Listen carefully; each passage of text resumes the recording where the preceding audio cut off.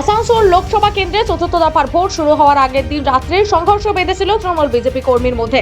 বিজেপির দলীয় পতাকা ও পোস্টার নালায় ছিঁড়ে ফেলে দেওয়ার ঘটনায় রীতিমতো উত্তপ্ত হয়ে উঠেছিল রানীগঞ্জ বিধানসভার অন্তর্গত 11 গ্রাম।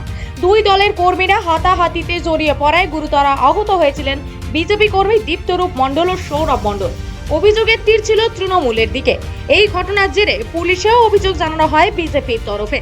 13 মে আসানসোল লোকসভা কেন্দ্রে ভোট মিটতেই বুধবার আহত সেই বিজেপি কর্মীকে দেখতে তার বাড়িতে যান আসানসোলের বিজেপি প্রার্থী এস আলুওয়ালিয়া। এদিন সংবাদ মাধ্যমের মুখোমুখি হয়ে বিজেপি প্রার্থী আলুওয়ালিয়া অভিযুক্তদের বিরুদ্ধে আইনত ব্যবস্থা নেওয়ার আশ্বাস দেন।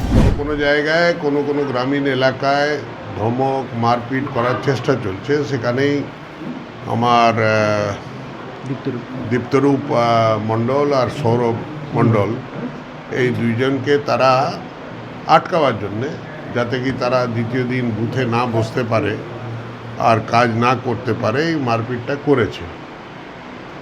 তাই ভোট পর্বটা শেষ করার পর আমি একটু তাদের খোঁজ খবর নিতে এলাম।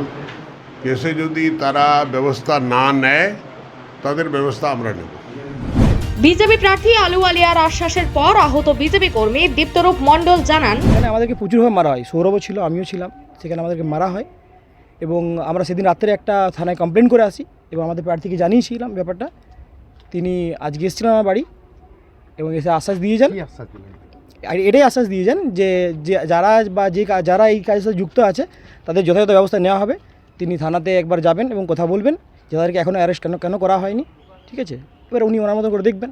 সেদিন জেলা প্রেসিডেন্ট থানাতে উপস্থিত ছিলেন, আমাদের বাপ্পাদা। বিজেপি প্রার্থী আলুওয়ালিয়ার আশ্বাসের পর খুশি আহত বিজেপি কর্মীর পরিবারও। রানীগঞ্জ থেকে সমীর বাদকরের রিপোর্ট, খবর বাংলা।